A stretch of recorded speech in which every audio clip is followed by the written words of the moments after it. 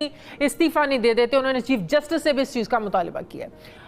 अब यहाँ पर सवाल ये पैदा होता है कि इमरान खान को मारने का फ़ायदा, इस हमले का फ़ायदा किसको होता है, किसको हुआ है, और इस कातिलाना हमले के बाद नुकसान किसका था। एक ऐसे वक्त में जब इमरान खान इस्टेब्लिशमेंट और हुकूमत के ख़िलाफ़ अपने लॉन्ग मार्च पे कंटेनर पर कारकुनों का ज़ाहिरा खून गरमा रहे थे, हकीकी आज़ादी की जंग लड़ रहे थे, ऐसे में उन्हें कुछ हो जाने की सूरत में हुकूमत वैसे ही मशकूक हो जाती, उंगलियां उनकी तरफ हो जाती हैं। इसलिए उनके लिए ऐसा कोई प्लान करना समझ से बाला था। जय हिंद दोस्तों, मैं महेंद्र शर्मा स्वागत करता हूं वन वर्ल्ड हिंदी में आपका। उम्मीद करता हूं आप खुश और स्वस्थ है। दोस्तों ये दिखाते हैं पाक मीडिया की कोई लेटेस्ट डिबेट जिसमें इमरान खान का अब बयान आ गया और उस बयान में सीधा सीधा लगता है कि ये सारी की सारी साजिश सिर्फ और सिर्फ कुर्सी हथियाने के लिए थी, क्योंकि कहीं ना कहीं इमरान खान ने आज जो बयान दिया उसमें सिर्फ और सिर्फ यही कहा है कि ये साजिश मेरे खिलाफ थी और उन लोगों ने की थी, और अभी तक ना ही तो कोई मुज़ाकरा वो करना चाहता है और ना ही कोई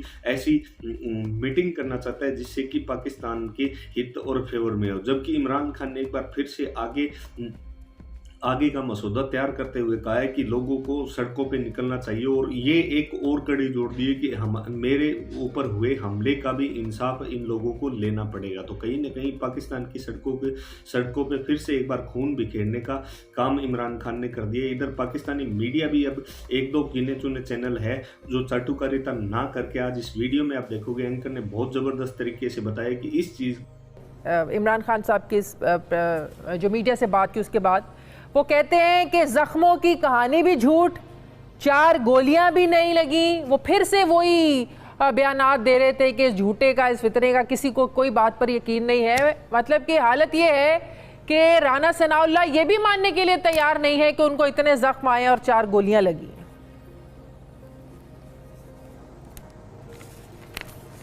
देखें, अगर खान साहब बोलें कि बाहर दिन है तो वो कहेंगे कि रात है। उनकी एक कोशिश राना सनाउल्लाह की नाकाम हुई और वो अपनी नाकामी मानना नहीं चाह रहे। इसमें और कोई दो राय है नहीं। जो खान साहब, जो डॉक्टर फैसल साहब हैं, वो सब जानते हैं कि खुदा न खास्ता किसी को एक कैंसर की बीमारी हो, उनको पता है कि वो कितने बेहतरीन डॉक्टर हैं और शौकत खानम कितना बेहतरीन एक हॉस्पिटल है। तो आई डोंट थिंक इसमें सिवाय राना सनाउल्लाह को, और उनको भी पता है कि क्या सही है क्या गलत, उनका निशाना चुक किया तो उनकी नाकामी हुई। अल्लाह ने खान साहब को बचाना था, उन्होंने उनको बचा लिया। इसमें कोई शक नहीं है, अल्लाह ताला ने खान साहब को एक नई ज़िंदगी दी है, अल्लाह ताला उनको जल्द सेहतियाब करे। लेकिन सवालात तो बहुत से उठते हैं। आज भी खान साहब ने कहा कि मुझे तो पहले से ही पता था। उन्होंने अपना 25 सितंबर का वो शॉर्ट जलसे का भी सुनवाया जिसमें वो आगाह कर रहे थे, बता रहे थे कि कुछ लोगों का प्लान है उनको मारने का। इसके बावजूद सेफ्टी मेजर्स क्यों नहीं लिए गए? इन खतरात के बावजूद, इवन के जिस दिन आप लोगों ने जुमे को लॉन्ग मार्च भी स्टार्ट करना था उस दिन भी ये बातें हो रही थी। खान साहब कह रहे थे मुझे तब भी रोका जा रहा था, लेकिन उसके बावजूद आप लोगों की तरफ से या खान साहब ने क्यों इस चीज को इतना सीरियस नहीं लिया? वाई? देखें, सीरियसली लिया है, ये नहीं है कि नहीं लिया। जितनी सिक्योरिटी उस वक्त वो कर सकते थे, कई जगहों पे ज़्यादा थी, कई जगहों पे कम थी। इसमें कोई शक नहीं है कि जब वज़ीराबाद पहुंचे तो सिक्योरिटी कम थी। जो पहले पुलिस की पेट्रोलिंग कार्स कंटेनर के आसपास नज़र आ रही थी वो भी कम हो गई। तो ये सारी चीज़ें तहकीकात में आनी चाहिए। जहाँ तक बाकी सिक्योरिटी, जैसे आपने खुद शाजिया मेंशन किया है, वो ये है कि एजेंसीज का भी एक फ़र्ज बनता है। लेकिन अनफॉर्चुनेटली सूरत हाल इस वक्त मुल्क में है कि एक खान है, और जहाँ तक हमें पता है, जहाँ तक खान साहब को पता है कि एजेंसीज कोई इतने फेवर में नहीं है, ना तो प्रोटेक्ट करने में बल्कि इस लॉन्ग मार्च के चलने में भी, और ना राना सनाउल्लाह और PDM है। तो ये एक परफेक्ट डिकोय था लॉन्ग मार्च को एंड करने का। बार बार ये बात की जा रही थी PDM के लीडर से कि हमें कोई फिक्र ही नहीं है, 50 बंदे हैं, 70 बंदे हैं, 2000 बंदे हैं, मैक्सिमम उन्होंने बोले। लेकिन आखिर में ख़त्म करने के लिए उन्होंने सोचा कि खान साहब को ही ख़त्म करने की कोशिश करूं। मैं शाजिया बार बार पिछले 1 हफ्ते में या 2 हफ्तों में हर इंटरव्यू में कह रहा था कि 2 ही तरीके हैं खान साहब, ये आपको डिस्क्वालीफाई करेंगे या खुदा न खास्ता आपके ऊपर एक जानी करेंगे, अटैक करेंगे। तो जी, तो वो हो गया। अल्लाह का जितना शुक्र करें कम है कि खान साहब बच गए। लेकिन बात यह है कि जो इस्तीफे मांगे गए हैं इस पे बहुत ज़रूरी है। अभी एक आप इस शो से पहले मैं एक शो कर रहा था, देखें अगर हम इस पे एक एजुकेटेड गुफ्तगू भी करें कि जी इस्तीफे क्यों दें जब कोई चीज़ साबित नहीं हुई, जब कोई ऐसा कुछ नहीं है, तो इल्ज़ाम तो है और एक इंक्वायरी होनी चाहिए।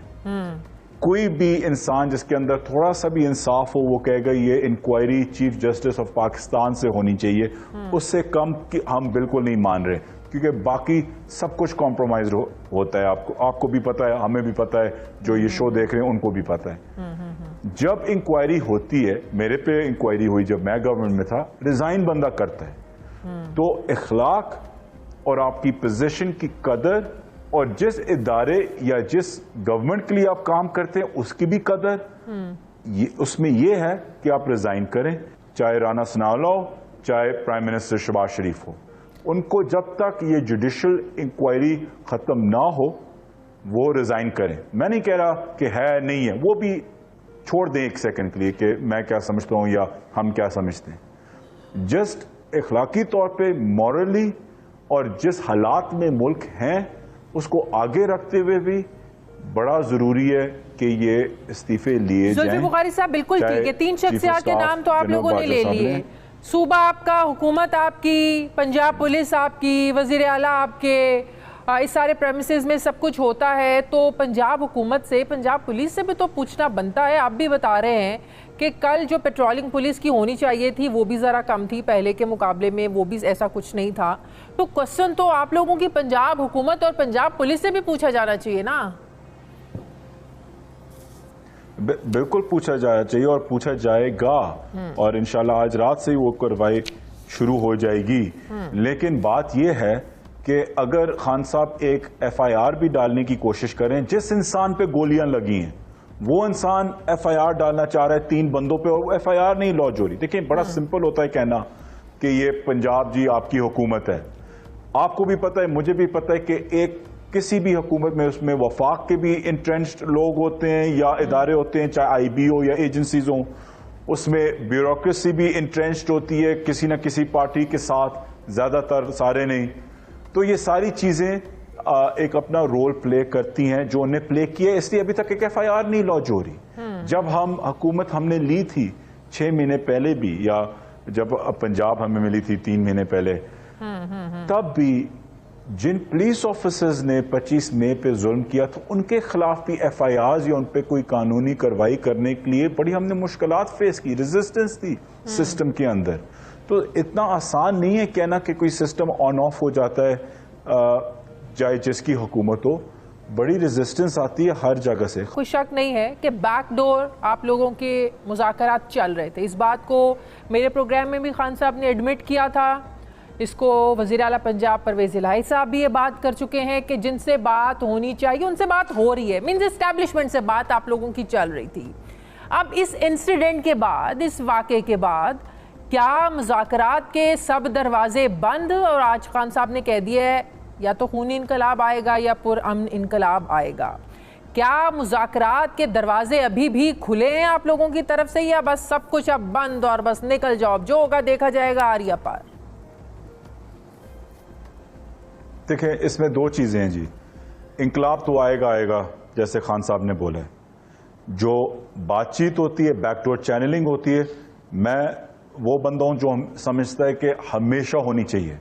अगर एक जंग भी आप लड़ रहे हो और जंग का आखिरी दिन हो कल, और वो अनअवॉइडेबल हो और कल जो भी हो आपने एक दूसरे को मार देना है, फिर भी उस रात को मुज़ाकरात होने चाहिए, क्योंकि मुज़ाकरात जंग का भी हिस्सा है और पीस मेकिंग का भी हिस्सा है।